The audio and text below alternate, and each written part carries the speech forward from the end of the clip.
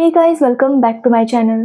तो आज के इस वीडियो में मैं आपको एक्सप्लेन करने वाली हूँ 2024 में आई मूवी भूल भुलैया 3। मूवी का एक्सप्लेनेशन स्टार्ट करने से पहले आपको और आपकी फैमिली को मेरी तरफ से हैप्पी दिवाली। तो चलिए विदाउट वेस्टिंग टाइम मूवी का एक्सप्लेनेशन स्टार्ट करते हैं। मूवी स्टार्ट होती है बंगाल के रक्तघाट नाम के राज्य से, जहाँ पर कुछ राजपुरोहित मंजलिका की आत्मा को कैद करते हैं।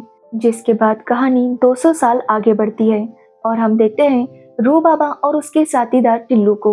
वो दोनों भूत भगाने का काम करते हैं, लेकिन रूहान एक फ्रॉड बाबा है जो भूत होने का नाटक करता है और फिर उसे भगाने का भी नाटक करता है। एक बार रूहान के पास एक आदमी आता है जिसकी वाइफ ने उसे नौकरानी के साथ पकड़ा था।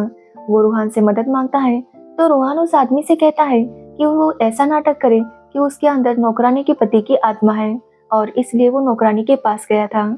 जिसके बाद वो वैसा ही करता है और रूहान उसकी वाइफ को समझा देता है कि यह आत्मा ये सब कर रही थी। इस तरह से रूहान काफी सारे फ्रॉड करके पैसे कमा रहा था। लेकिन एक दिन उसे राजमहल बुलाया जाता है और मीरा के अंकल उसे बताते हैं कि मीरा नाम की उनकी भतीजी थी जिसकी कुछ टाइम पहले ही डेथ हो गई है और उन्हें ऐसा लगता है कि मीरा की आत्मा अभी भी यहाँ पर भटकती है, इसलिए वो चाहते थे कि वो मीरा से एक बार बात करे। अब ये सुनने पर रूहान उनसे कहता है कि वो मीरा से उनकी बात करवा देगा। जिसके बाद वो मीरा को बुलाने लगता है तो वही टिल्लू लाइट के स्विचेस ढूंढ रहा था ताकि वो उन्हें ऑन ऑफ कर सके और उन्हें ऐसा ही लगे कि मीरा की आत्मा आ चुकी है। लेकिन टिल्लू को स्विचेस नहीं मिलते, फिर भी लाइट ऑन ऑफ होने लगती है। तभी वहां पर मीरा की आत्मा आती है, जो देखकर रूहान काफी डर जाता है और मीरा से माफी मांगने लगता है कि वो फिर कभी किसी आत्मा को नहीं बुलाएगा। उसे आत्मा से बहुत डर लगता है। अब ये सुनने पर मीरा और उसके अंकल हंसने लगते हैं और यहाँ पर हमें पता चलता है कि मीरा जिंदा थी। वो बस चेक करना चाहती थी कि रूहान एक असली बाबा है या फिर ढोंगी बाबा है, और उसे पता चल गया था कि रूहान बहुत बड़ा ढोंगी है। अब उन्होंने रूहान का वो डरता हुआ वीडियो बना लिया था और वो रूहान से कहता है कि अगर रूहान ने उनकी बात नहीं मानी तो वो उस वीडियो को अपलोड कर देंगे। अब ये सुनने पर रूहान के पास उनकी बात मानने के अलावा कोई ऑप्शन नहीं था, इसलिए वो मान जाता है। जिसके बाद मीरा उसे कहती है कि रूहान को उसके साथ रक्तघाट चलना होगा, जो कि उनका गांव है, और वहां पर उनकी मदद करनी होगी। अब पहले तो रूहान कुछ भी समझ नहीं पा रहा था और वो इसके लिए मना कर रहा था, लेकिन मीरा कहती है कि अगर रूहान ने उसका काम कर दिया तो वो उसे 1 करोड़ रुपए देगी। अब ये सुनने पर रूहान तुरंत मीरा के साथ वहां पर चला आता है। जैसे ही रूहान रक्तघाट आता है, सब लोग रूहान को ही देखे जा रहे थे, जो देखकर रूहान काफी शॉक था। लेकिन मीरा उसे कहती है कि वो बस चुप रहे, उसे बाद में सब कुछ पता चल जाएगा। जिसके बाद रूहान राजमहल आता है तो उसे पता चलता है कि मीरा की फैमिली उस महल में नहीं रहती, बल्कि वो तो गाय के तबेले में रहती थी। एक्चुअली उस महल में मंजुलिका का भूत था, इसलिए कोई भी वहां पर नहीं रहता था। साथ ही मीरा की फैमिली से जब रूहान मिलता है तो उसे पता चलता है कि मीरा की फैमिली काफी ज्यादा गरीब थी। उनके पास बस ये राजमहल था जो उन्हें बेचना था, लेकिन वहां पर मंजुलिका की आत्मा थी, इसलिए कोई भी उसे खरीदने के लिए तैयार नहीं था। जिसके बाद वहां पर राजपुरोहित आते हैं, जो कि रूहान को देखकर काफी ज्यादा खुश थे। रूहान समझ नहीं पा रहा था कि वो उसे देखकर इतना ज्यादा खुश क्यों है। जिसके बाद राजपुरोहित उसे महल में लेकर जाते हैं, जहाँ पर रूहान अपनी पेंटिंग देखता है, जो देखकर वो काफी ज्यादा शॉक था। तो राजपुरोहित उसे बताते हैं कि 200 साल पहले यहाँ के राजकुमार थे देवेंद्र, और रूहान उनका पुनर्जन्म है। अब यह सुनने के बाद रूहान काफी शॉक था। जिसके बाद राजपुरोहित उसे देवेंद्र की कहानी सुनाने लगते हैं। एक्चुअली देवेंद्र की एक बहन थी मंजुलिका, जो कि काफी ज्यादा होशियार थी। उसके जैसा निशाना कोई भी लगा नहीं सकता था। साथ ही उसे डांस का भी बहुत ज्यादा शौक था। मंजुलिका को पूरा यकीन था कि अपने पापा के बाद वो राजगद्दी वही संभालेगी। लेकिन कुछ सालों बाद मंजुलिका के पापा को एक दासी से बेटा हुआ, जिसका नाम उन्होंने रखा देवेंद्र। अब मंजुलिका को लगने लगा था कि भले ही देवेंद्र लड़का हो, लेकिन राजगद्दी तो उसे मिलेगी। लेकिन जब वो बड़ी हुई तो उसके पापा ने राजगद्दी देवेंद्र को दे दी। जिसके बाद मंजुलिका काफी गुस्सा हो गई और उसी रात उसने देवेंद्र को बहुत ही बुरी तरह से मार दिया। ये देखकर राजा काफी गुस्सा हो गए और उन्होंने मंजुलिका को जला दिया। लेकिन मंजुलिका आत्मा बनकर वापस आई और उसने अपने पापा को मार दिया। जिसके बाद तब के राजपुरोहित ने उसे एक रूम में कैद कर दिया और सबको वार्निंग दी कि कोई भी ये दरवाजा ओपन ना करे। जिसके बाद कहानी प्रेजेंट में आती है, जहाँ पर राजपुरोहित ये सारी बातें रूहान को बता रहे थे, और ये सुनने के बाद रूहान काफी ज्यादा डर गया था। राजपुरोहित रूहान से कहते हैं कि वो राजकुमार का पुनर्जन्म है, इसलिए रूहान को दुर्गाष्टमी के दिन वो दरवाजा ओपन करना होगा और मंजुलिका को हमेशा के लिए खत्म करना होगा।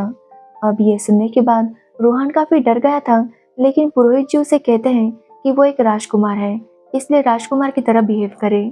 अब ये सुनने के बाद रूहान काफी खुश होता है और खुद को राजकुमार समझने लगता है, लेकिन उस महल में काफी अजीब सी चीजें हो रही थी जो देखकर रूहान काफी डर गया था। लेकिन मीरा उसे कहती है कि वो जानती है कि मंजुलिका है ही नहीं। अगर उसके पापा ने उसे कसम ना दी होती तो वो कब का मंजुलिका का दरवाजा ओपन कर चुकी होती। इसलिए वो रूहान से कहती है कि वो इन सब बातों पर विश्वास ना करे और उस दिन दरवाजा ओपन करे और सबको यकीन दिलाए कि उसने मंजुलिका को भगा दिया है, जिसके बाद वो लोग इस महल को 1000 करोड़ में बेच देंगे। अब ये सुनने के बाद रूहान काफी शॉक था और वो राजकुमार की तरह बिहेव करने लगता है। तो वही रूहान पर भरोसा रखकर मीरा की फैमिली महल में शिफ्ट हो जाती है। वो लोग काफी ज्यादा गरीब थे, लेकिन अब वो महल में चले गए थे, इसलिए लोग उन्हें उधार देने लगे थे, इसलिए उनके पास पैसे आ रहे थे और अब पूरा खाना वो खा पा रहे थे। जिसके बाद रूहान राजकुमार बनकर मंदिर जाता है, क्योंकि सब लोग उससे मिलने आए थे। तभी वहां पर छोटे पंडित, बड़े पंडित और पंडिताइन आते हैं और वो रूहान को देखकर कहने लगते हैं कि रूहान एक बहुत बड़ा फ्रॉड है, वो कोई राजकुमार नहीं है। जिसके बाद रूहान राजकुमार होने का नाटक करता है और कहता है कि जब वो राजकुमार था तब ये तीनों उसके दास थे। रूहान ने तब अपनी प्रजा के लिए खजाना रखा था जो इन तीनों ने चुराया था, इसलिए अगर इन तीनों को पिछले जन्म की सारी बात याद आ गई तो उन्हें अपने खजाने के बारे में भी पता चल जाएगा। अब ये सुनने के बाद गांव वाले उन्हें पीटने लगते हैं कि उन्होंने खजाना कहाँ पर छुपा कर रखा है। अब ये सुनकर छोटे पंडित और बड़े पंडित डर जाते हैं और वो रूहान से माफी मांगने लगते हैं। जिसके बाद रूहान उन्हें कहता है कि उन्हें उसकी सेवा करनी होगी, तभी वो बच पाएंगे। जिसके बाद वो लोग मान जाते हैं और रूहान उनसे महल साफ करवाने लगता है। तो वही राजकुमार के वापस आने की खुशी में सारे गांव वाले जश्न मना रहे थे कि तभी हम देखते हैं कि मंजुलिका के रूम का ताला खुल चुका था और वहां से एक साया बाहर निकल कर आता है। जिसके बाद वहां पर मलिका नाम की लेडी आती है जो बताती है कि वो इस महल को रिनोवेट करने के लिए आई है। एक्चुअली मीरा ने एक एजेंसी को कॉन्ट्रैक्ट दिया था और वो लोग किसी सचदेव को भेजने वाले थे, लेकिन सचदेव छुट्टी पर चला गया था, इसलिए मलिका वहां पर आ गई थी और वो वहीं पर रहकर अपना काम करने वाली थी। वो रूहान से पूछती है कि क्या उसे याद आ गया कि वो पिछले जन्म में राजकुमार था और उसकी बहन मंजुलिका कैसी दिखती थी। जिस पर रूहान कहता है कि अभी तक उसे वो सब कुछ याद नहीं आया, लेकिन जल्दी याद आ जाएगा। जिसके बाद मलिका अपना काम शुरू कर देती है, लेकिन मीरा को मलिका कुछ ज्यादा पसंद नहीं आती। जिसके बाद हम रूहान को देखते हैं जो अपने रूम में सो रहा था। तभी वहां पर उसे रेडियो की आवाज आती है। वो ऑन करने पर वो सुनने लगता है कि उसमें मंजुलिका की आवाज थी जो अपने भाई को कोई संदेश भेजना चाहती थी। मंजुलिका कहती है कि उसने अपने भाई को जैसे पिछले जन्म में मारा था वैसे ही वो इस बार भी मार देगी। अब ये सुनने पर रूहान समझ जाता है कि मंजुलिका की आत्मा उसे धमकी दे रही है। वो अपने रेडियो को बंद करने की काफी कोशिश करता है, लेकिन रेडियो बंद नहीं होता। जिसके बाद रूहान बाहर जाकर देखता है तो राजकुमार की पेंटिंग को आग लगा दी थी। ये देखकर रूहान काफी ज्यादा डर गया था, इसलिए वो डिसाइड करता है कि वो यहाँ से भाग जाएगा। लेकिन जब वो मीरा का मोबाइल लेता है ताकि वो उस वीडियो को डिलीट कर सके, तभी वो अपने फोटोज को वहां पर देखता है, जो देखकर वो समझ जाता है कि मीरा उसे पसंद करती है और वो भी मीरा को पसंद करने लगा था। इसलिए रूहान वहां से जाने का आइडिया कैंसिल कर देता है। तभी वहां पर टिल्लू भी आता है जो कि रूहान को बताता है कि उन्होंने एक एसीपी के साथ फ्रॉड किया था और वो एसीपी राठौड़ उनके पीछे पड़ा है। अब ये सुनने के बाद रूहान के पास कहीं पर भी भागने का ऑप्शन नहीं था। जिसके बाद रात को रूहान देखता है कि मंजुलिका के रूम के दरवाजे खुल गए थे। ये देखने के बाद वो काफी डर जाता है। तभी वहां पर मीरा भी आती है और वो दोनों वहां पर मंजुलिका के साए को देखते हैं, जो देखने के बाद वो काफी ज्यादा डर जाते हैं और वहां से भागने लगते हैं। वो भाग के एक स्टोर रूम में आते हैं जहाँ पर भी मंजुलिका का साया था। ये देखकर वो दोनों फिर से वहां से भागने लगते हैं कि तभी उनके सामने फिर से मंजुलिका का भूत आता है, जो देखकर वो काफी डर गए थे। लेकिन तभी वहां पर मल्लिका आती है और मंजुलिका के भूत को थप्पड़ मारती है। तब हमें पता चलता है कि एक्चुअली वो पंडिताइन थी जो रूहान को डरा रही थी, और जो दूसरे रूम में मंजुलिका के भूत को देखा गया था वो छोटे पंडित और बड़े पंडित थे और वो तीनों मिलकर ही रूहान को डरा रहे थे। छोटे पंडित बताते हैं कि 2 साल पहले वो इस महल के पास से गुजर रहे थे। तब उन्होंने देखा कि महल के दरवाजे खुले थे और ना ही यहाँ पर कोई रहता था, इसलिए वो तीनों वहीं पर रहने लगे। लेकिन उसके बाद रूहान आ गया और उसकी वजह से पूरी फैमिली यहाँ पर शिफ्ट हो गई। इसलिए वो लोग रूहान को डराने की कोशिश कर रहे थे ताकि रूहान यहाँ से भाग जाए। वो पेंटिंग चलाना, वो रेडियो पर आवाज, ये सब उन्हीं लोगों का प्लान था। अब ये पता चलने पर रूहान उनके ऊपर काफी गुस्सा होता है और उन्हें वहां से भगा देता है। जिसके बाद वो मल्लिका से पूछता है कि उसे कैसे पता चला कि वो साया मंजुलिका का नहीं था। जिस पर मल्लिका कहती है कि वो जानती थी कि ये मंजुलिका हो ही नहीं सकती। जिस पर रूहान मल्लिका से एक हेल्प मांगता है। वो मल्लिका से कहता है कि कल वो मंजुलिका वाले दरवाजे को ओपन करेगा। तब मल्लिका को अंदर से इसी तरह से बात करनी है जैसे कि अंदर मंजुलिका हो, ताकि सबको पता चले कि मंजुलिका की आत्मा जा चुकी है। और मल्लिका भी इसके लिए मान जाती है क्योंकि वो रूहान को अपना छोटा भाई समझती थी। जिसके बाद रूहान अगले दिन सबको वहां पर बुलाता है और सबके सामने मंजुलिका के रूम का दरवाजा ओपन करता है। जिसके बाद वो मंजुलिका से बातें करने लगता है। तो वही हम अंदर से देखते हैं कि मल्लिका भी मंजुलिका बनकर उसका जवाब दे रही थी और ऐसा लग रहा था कि मल्लिका ही मंजुलिका है, जो देखकर रूहान भी काफी डर गया था। लेकिन उसे लगता है कि मल्लिका शायद एक्टिंग कर रही होगी। जिसके बाद रूहान सभी लोगों को बता देता है कि मंजुलिका को उसने भगा दिया और ये बात सुनकर सभी लोग काफी ज्यादा खुश थे। तभी वहां पर राजपुरोहित आते हैं और वो रूहान को डांटने लगते हैं कि उसे दुर्गाष्टमी से पहले ये दरवाजा ओपन करना नहीं चाहिए था। जिस पर उन्हें मीरा बताती है कि वो दरवाजा पहले से ही ओपन था। छोटे पंडित 2 साल पहले जब यहाँ पर आए थे तो उससे पहले ही वो दरवाजा ओपन था। अब ये सुनने के बाद राजपुरोहित काफी टेंशन में आ जाते हैं क्योंकि उनका कहना था कि मंजुलिका बाहर आ चुकी है और वो शायद किसी का इंतजार कर रही होगी। जिसके बाद हम मल्लिका को देखते हैं जो मंजुलिका के रूम की एक दीवार को तोड़ देती है, तो उसे वहां से एक दूसरी रूम दिखाई देती है। वो रूम देखकर सभी लोग काफी शॉक थे क्योंकि उस रूम के बारे में किसी को भी पता नहीं था। उस रूम को भी उसी तरह तंत्र मंत्र से बांधा गया था जैसे कि मंजुलिका के रूम को बंद किया था। अब ये देखने के बाद राजपुरोहित भी काफी शॉक थे क्योंकि उन्हें भी इसके बारे में कुछ भी पता नहीं था। इसलिए वो सबसे कहते हैं कि वो इसके बारे में पता लगाएंगे, लेकिन तब तक इस दरवाजे को कोई भी ओपन ना करे। लेकिन जैसे ही राजपुरोहित वहां से चले जाते हैं, रूहान और मीरा की फैमिली मिलकर उस दरवाजे को ओपन करती है क्योंकि वो महल उन्हें जल्दी से बेचना था, क्योंकि वो फिर से गरीबी वाली लाइफ जीना नहीं चाहते थे। जैसे ही वो लोग दरवाजा ओपन करते हैं तो वहां से काफी सारे पंछी बाहर आते हैं और रूहान जब अंदर जाकर देखता है तो वहां पर कोई भी नहीं था। तभी वहां पर राजपुरोहित आते हैं और सबको डांटने लगते हैं कि उन्होंने उस दरवाजे को ओपन क्यों किया। राजपुरोहित बताते हैं कि इस दरवाजे के पीछे अंजुलिका की आत्मा थी। वो बताते हैं कि राजा की 2 बेटियां थीं, मंजुलिका और अंजुलिका। जिसके बाद कहानी 200 साल पहले चली जाती है, जहाँ पर हम देखते हैं कि अंजुलिका और मंजुलिका डांस कर रही थी। उनका डांस काफी अच्छा था, जो देखकर राजा काफी खुश था। तो वही अंजुलिका और मंजुलिका दोनों ही उस सिंहासन को हासिल करना चाहती थी। लेकिन राजा तब अनाउंस करता है कि उनके बाद उनकी गद्दी उनका बेटा देवेंद्रनाथ संभालेगा। अब ये बात सुनकर वो दोनों ही गुस्सा हो गए, जिसके बाद उन्होंने अपने भाई को मार दिया। अब कहानी प्रेजेंट में आती है, जहाँ पर पुरोहित जी ये सब बातें सबको बताते हैं। वो बताते हैं कि मंजुलिका छुपकर वार करना पसंद करती थी, लेकिन अंजुलिका सामने से वार करती थी और ये दरवाजा ओपन करके उन्होंने अंजुलिका की आत्मा को आजाद किया है। अब जल्दी वो यहाँ पर तबाही मचा देगी और उनको रोकने का बस एक ही रास्ता था कि हवन के तेल से उन्हें फिर से जलाना होगा, ताकि उनकी आत्मा यहाँ से आजाद हो जाए और फिर से कभी किसी को परेशान ना करे। जिसके बाद अगले दिन वहाँ पर मंदिरा नाम की एक रानी आती है, जो कि उस महल को खरीदना चाहती थी। अब मंदिरा को मीरा पूरा महल दिखाने लगती है। मंदिरा कहती है कि वो कुछ दिन यहाँ पर रहेगी और फिर डिसाइड करेगी कि उसे ये महल खरीदना है या नहीं। वो कहती है कि वो मंजुलिका के रूम में रहना चाहती है, जो बात सुनकर सभी लोग काफी शॉक थे।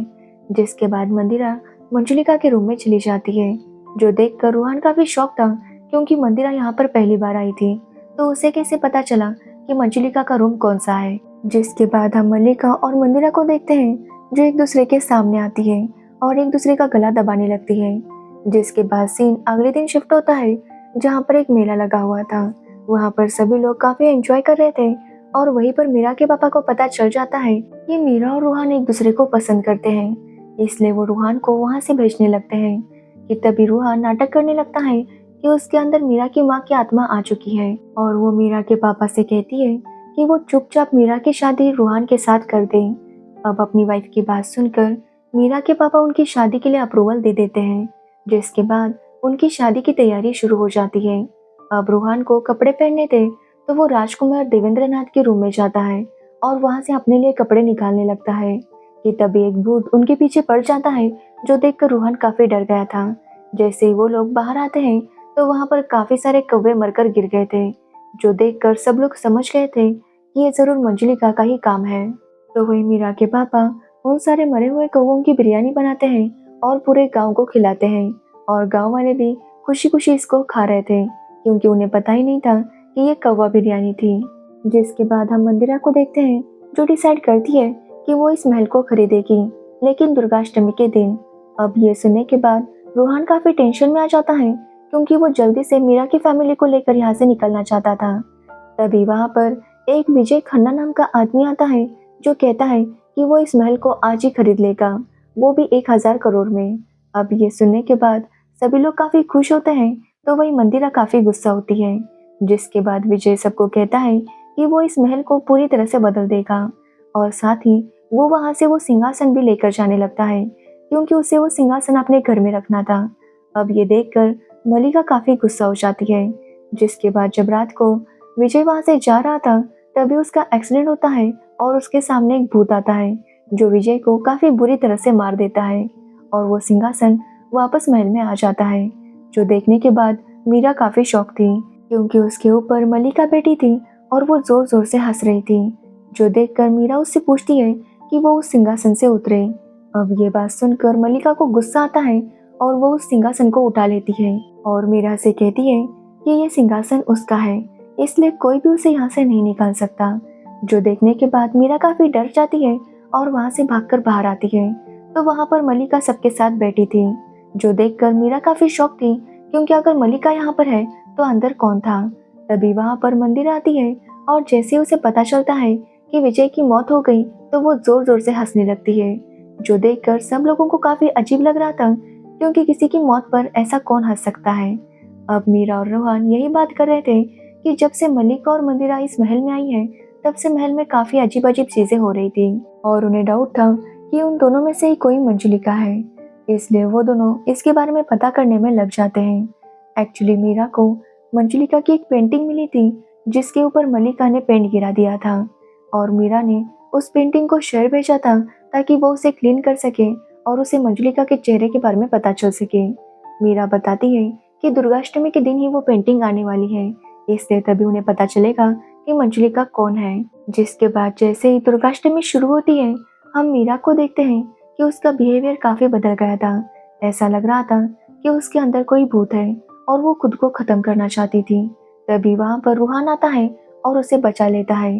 अब रूहान को यही लग रहा था कि मंदिरा ही मंजुलिका है, इसलिए वो काफी गुस्सा होता है और मंदिरा के ऊपर चिल्लाने लगता है कि अगर उसे अपने भाई से प्रॉब्लम थी और उसे ऐसा लगता है कि रूहान ही उसका भाई है, तो वो उसे मार के सब कुछ खत्म कर दे। तभी मीरा को मंजुलिका की फोटो मिलती है, जो देखकर वो रूहान को बताती है कि मंजुलिका मंदिरा नहीं बल्कि मलिका है। तभी वहां पर मलिका आती है और मंदिरा को काफी बुरी तरह से पीटने लगती है। जिसके बाद वो रूहान के पास आती है और उसे कहती है कि जैसे पिछले जन्म में उसने उसे मारा था, वैसे ही इस बार भी वो उसे मार देगी। तभी रूहान हंसने लगता है और वहां पर हर तरफ वो आग लगा देता है। वो आग उसी तेल से लगाई गई थी जिससे मंजुलिका का अंत हो सकता था। जिसके बाद रूहान मंदिरा के पास जाता है, क्योंकि उसे काफी चोट लगी थी। लेकिन तभी मंदिरा के एक्सप्रेशन चेंज हो जाते हैं और हम देखते हैं कि मंदिरा ही मंजुलिका है। वो रूहान से कहती है कि आज वो उसे खत्म कर देगी। तभी वहाँ पर छोटे पंडित आते हैं और मंदिरा को भटकाने लगते हैं, लेकिन मंदिरा उसे काफी ज्यादा पीट कर वहाँ से भगा देती है। तभी मौके का फायदा उठाकर रूहान मंदिरा को जलाने की कोशिश करता है, लेकिन मलिका उसे रोक देती है और रूहान से कहती है कि वो ऐसी गलती ना करे। वो रूहान से कहती है कि वो और मंदिरा दोनों ही भूत नहीं है, एक्चुअली भूत कोई तीसरा ही है, और वो उस भूत को बाहर आने के लिए कहती है। जिसके बाद हम देखते हैं कि मंदिरा एक नॉर्मल इंसान थी और उसके अंदर भी एक आत्मा थी। जब वो आत्मा बाहर आती है, तब हमें पता चलता है कि ये आत्मा किसी और की नहीं बल्कि देवेंद्र नाथ की थी। एक्चुअली देवेंद्र भले ही लड़का था, लेकिन अंदर से वो लड़की था। जब उसके पापा ने उसे राजगद्दी सौंप दी तो देवेंद्र काफी नाराज था, क्योंकि उसे इस सब में इंटरेस्ट नहीं था। और ये बात जानकर अंजलिका और मंजुलिका देवेंद्र को मारने गए, लेकिन तभी उन्होंने देखा कि देवेंद्र सज रहा था। ये देखकर वो दोनों ही काफी शॉक थी और उन्हें पता चल गया कि रात को जो महल में नाचता है वो कोई औरत नहीं बल्कि देवेंद्र है। उन्होंने देवेंद्र के साथ बात की और उसे कहा कि उन्हें इस बात से कोई भी प्रॉब्लम नहीं है। वो अपने भाई से बहुत प्यार करती है और एक बार उसका डांस देखना चाहती है। जिसके बाद देवेंद्र भी काफी खुश होता है, क्योंकि वो अपनी बहनों पर काफी भरोसा करता था। जिसके बाद उसकी बहनें उसे सजाती है और देवेंद्र डांस करने लगता है। तभी मौके का फायदा उठाकर मंजुलिका वहां से जाती है और अपने पापा को सबके सामने जाकर बता देती है कि देवेंद्र लड़का नहीं है। अब देवेंद्र की सच्चाई राजमहल में सबको पता चल गई थी, इसलिए राजा ऑर्डर करता है कि देवेंद्र को जिंदा जला दिया जाए और सारे प्रजा में यही बताया जाए कि देवेंद्र को मंजुलिका ने मार दिया। ये बात सुनकर मंजुलिका काफी शॉक थी। राजा मंजुलिका से कहता है कि उसने जानबूझकर सबके सामने राजा को ये बात बताई। अगर उसे अपनी भाई की चिंता होती तो वो राजा को अकेले में भी ये सब बता सकती थी, लेकिन उसके अंदर भी लालच है, इसलिए मंजुलिका को सजा मिलनी चाहिए। इसलिए राजा फैसला करता है कि वो प्रजा को यही बताएगा कि मंजुलिका ने अपने भाई को मार दिया। साथ ही वो अंजलिका से कहता है कि उसने भी मंजुलिका का साथ दिया था और वो भी लालची है। राजा कहता है कि उसके तीनों ही बच्चे राजगद्दी के लायक नहीं हैं, इसलिए वो कहता है कि अंजलिका और मंजुलिका को देश निकाला दिया जाता है। जिसके बाद उन दोनों को वहां से भेजा जाता है और अंजलिका की सजा थी कि इतिहास के पन्नों में से उसका नाम निकाला जाएगा, और इसी वजह से अंजलिका के बारे में किसी को भी पता नहीं था। जिसके बाद हम देवेंद्र को देखते हैं जिसे जिंदा जला दिया जाता है, तो वही अंजलिका और मंजुलिका को अपना राज्य छोड़कर जाना पड़ता है। जिसके बाद हम देखते हैं कि देवेंद्र की आत्मा वापस आ गई और उसने अपने पापा को मार दिया। जिसके बाद वो इसी तरह से उन लोगों को मारने लगा जिसकी वजह से उसकी मौत हो गई थी। और फिर राजपुरोहित ने मिलकर उसकी आत्मा को कैद किया, लेकिन वो लोग इसके बारे में सबको बता नहीं सकते थे, इसलिए उन्होंने एक और कमरा बनाया और सबको ऐसे ही बताया कि वहाँ पर मंजुलिका की आत्मा कैद है, ताकि किसी को भी पता न चले कि एक्चुअली वहाँ पर देवेंद्र की आत्मा कैद थी। और अब तक महल में जो भी अजीब सी चीजें हो रही थी वो देवेंद्र की वजह से ही हो रही थी। जिसके बाद हम देखते हैं कि देवेंद्र सबको कहता है कि वो अपनी बहनों को बुरी तरह से मार देगा। जैसे पिछले जन्म में उन्होंने उसे मारा था, इस जन्म में वो उन्हें मारेगा। जिसके बाद देवेंद्र हर तरफ आग लगा देता है, जो देखकर सभी लोग डर जाते हैं और देवेंद्र फिर से डांस करने लगता है।